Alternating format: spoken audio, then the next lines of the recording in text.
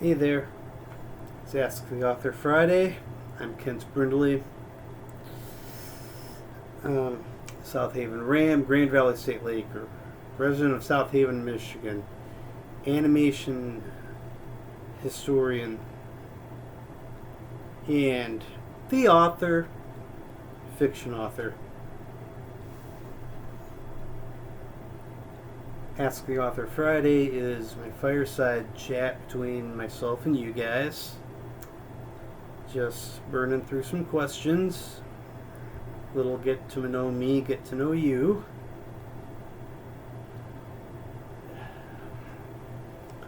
If you guys like this content, feel free to subscribe. If you'd like to participate, feel free to comment a question down below. Let's get started. Rhymo Word Slayer. Ask the Author Friday.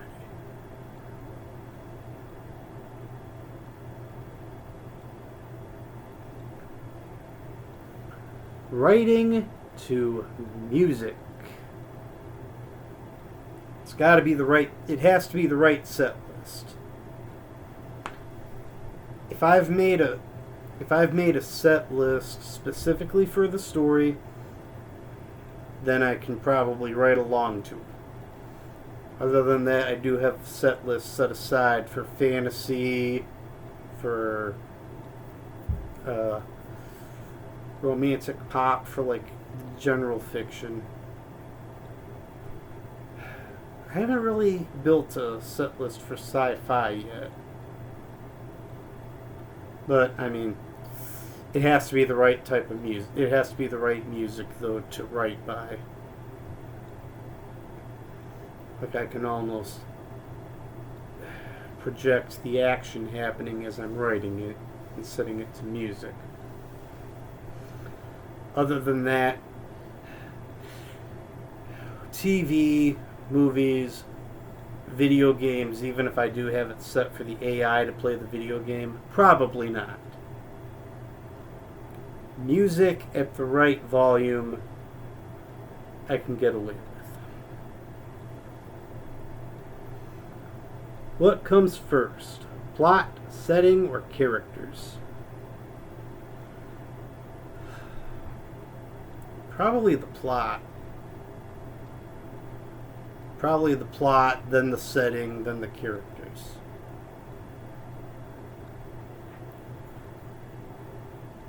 Something of a plot comes first, and then the plot is always evolving around the setting and the characters. The setting is generally pretty standard once I've picked it. The characters can come and go and change, and the plot is definitely the one that's always ever changing from scene to scene.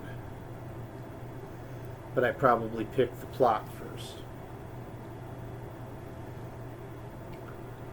Which is more fun to write? Plot, setting, or characters? Characters are definitely the most fun to write.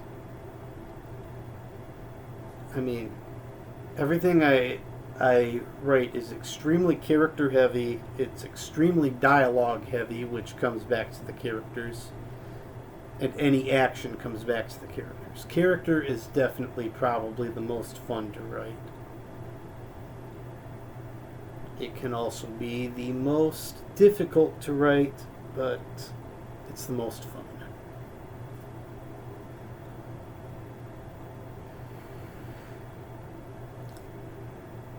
Do you ever project your cast of characters?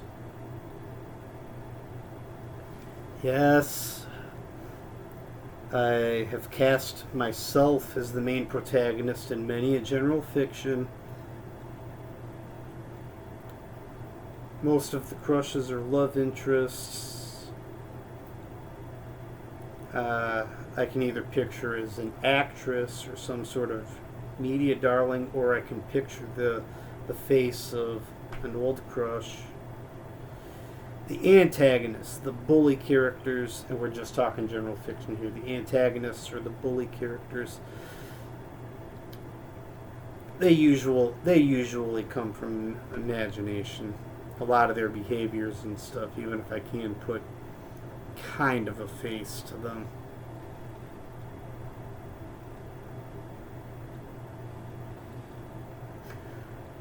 When we're talking about fantasy or sci-fi or something, then yeah, it's usually like an actor or actress's face that I place to them.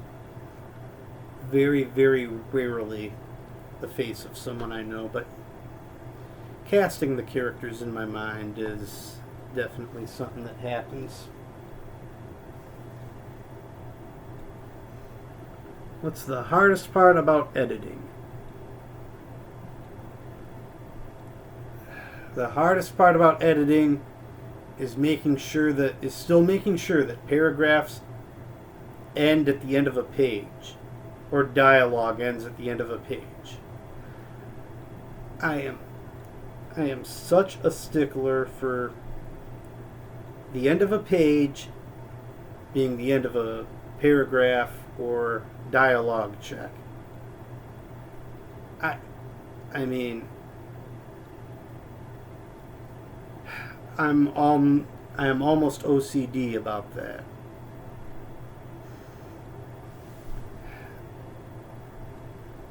I almost hate to have sentences run over from one page to the next.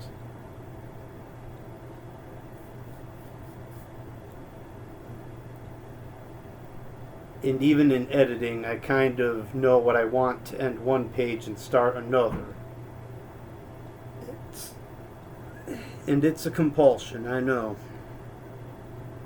But it is a difficult part about editing.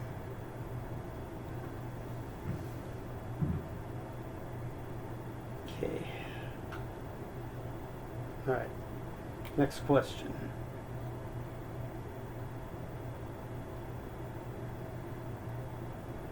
Next question. What's the most difficult part about self-promotion? Convincing people who don't know me yet that I am in fact a fiction author, albeit self-published, and convincing family and friends that I have more than 4 or 5 self-published works. Yeah, self-promotion is hard. I gotta put it out there on social media. I've gotta put it out there to sell anything, and because I did,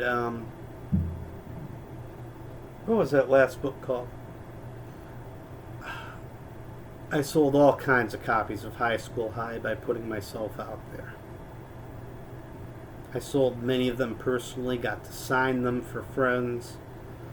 Others asked me for the Amazon link and simply just ordered them. It was great. It was great. I loved it. And I thank everyone who purchased a copy of High School High, somehow supported me.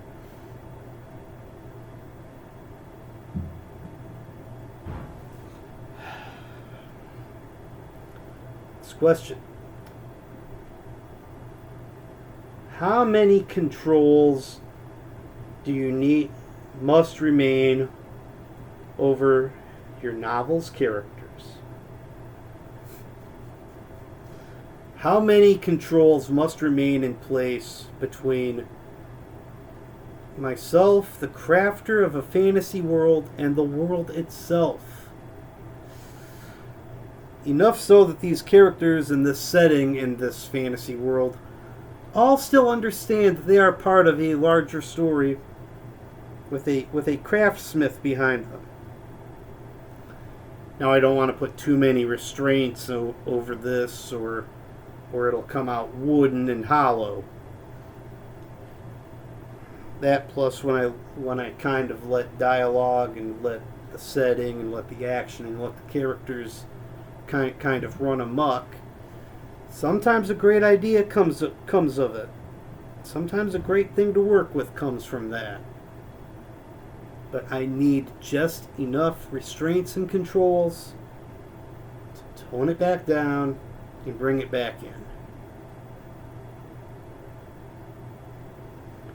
Just enough so that all of these characters and all of these actions and all of this setting still understands that it is a work of fiction and I am the writer.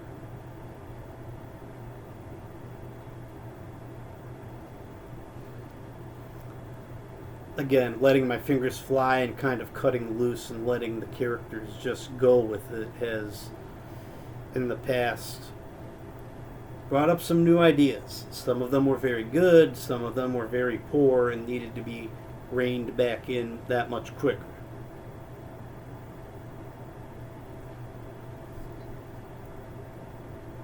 Some of the ideas that I originally have for works have ended up on the cutting room floor as I allowed the characters to kind of do their own thing. And I look back and I went, this is better.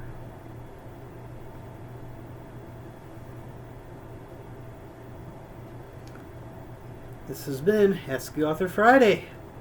Thanks for stopping in. Thanks for joining me today.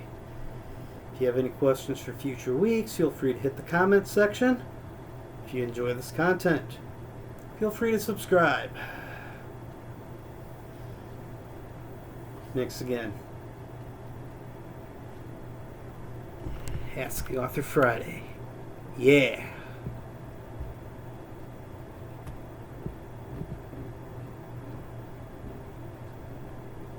Yeah.